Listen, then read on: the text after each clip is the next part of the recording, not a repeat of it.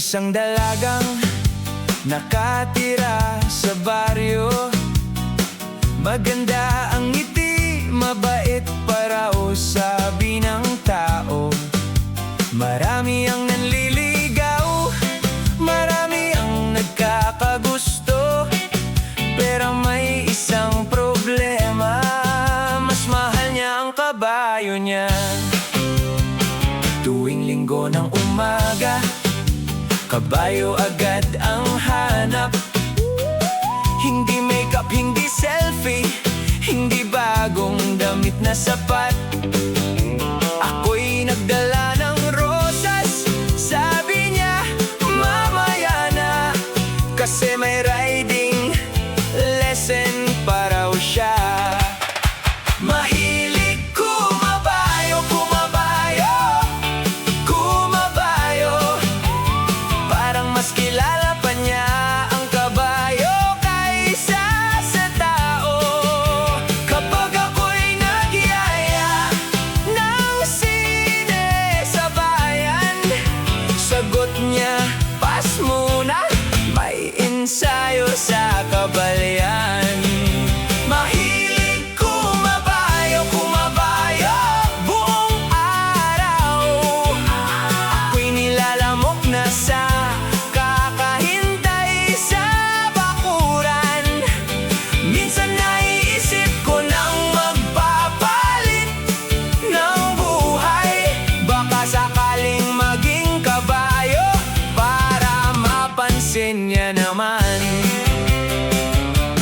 Minsan sinubukan kong sumabay sa trip niya. Sumakay ako sa kabayo nang may kumpiyansa. 3 segundo lang ang itinagal ko ron, mas mabilis pa akong bumagsak kaysa internet connection. Tawa siya ng tawa, halos mahulog din. Sabi ko, ba't parang tuwang-tuwa ka sa akin? Sabi niya, cute ka kapag natatakot. Salamat naman kahit medyo masakit ang likod. Mahilig kumabayo, kumabayo, kahit tirik ang araw o umuulan ng todo.